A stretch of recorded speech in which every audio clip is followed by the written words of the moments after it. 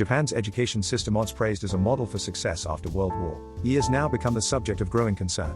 As we enter the Reiwa era, more voices are questioning whether the system has become too outdated. What exactly is the problem, and how is this system affecting Japan's economic growth? Japan's education system was designed to support rapid economic growth. In the post-war period, memorization-heavy curricula, standardized instruction, strict school rules. These were effective in producing disciplined workers for the manufacturing industry.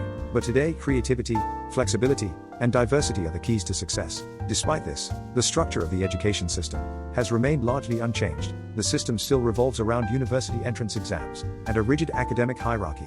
From elementary school to cram school, the sole purpose seems to be get into a good university. Is this really appropriate for the 21st century? In Japan, academic background is everything. To this day, the name of the university you attended serves as a kind of social ID. Large corporations still use academic filters when hiring. Students from prestigious universities enjoy significant advantages in job hunting. But what about the content of university education? In Japan, universities are often harder to enter than to graduate from. Higher education should nurture intellectual curiosity and creativity, but in many cases, it functions more as a brand than a true learning environment. This leads to a society where true talent is overlooked, and empty academic credentials are overvalued. Such a system hinders innovation, discourages entrepreneurship, and ultimately drags down Japan's economic competitiveness. Now let's look at the rest of the world. In Finland, education is tailored to the needs of each student. Instead of focusing on tests, the system nurtures curiosity, collaboration, and problem-solving skills. In Silicon Valley, many of the top innovators are college dropouts. What matters isn't your academic background, but what you can actually do. And Japan?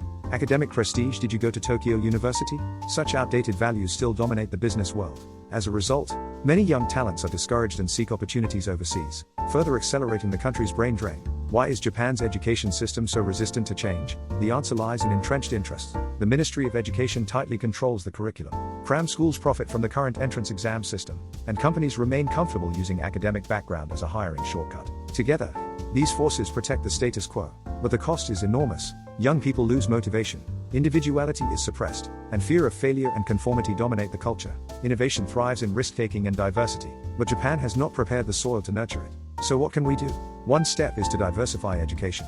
We need more learning environments beyond the traditional school system. We must also rethink the test-centric academic hierarchy, and shift from test scores to individual abilities. Companies who need to move away from academic elitism, and evaluate what candidates can actually do, not just where they studied. Only then can we unlock the full potential of young people, and inject new energy into Japan's economy.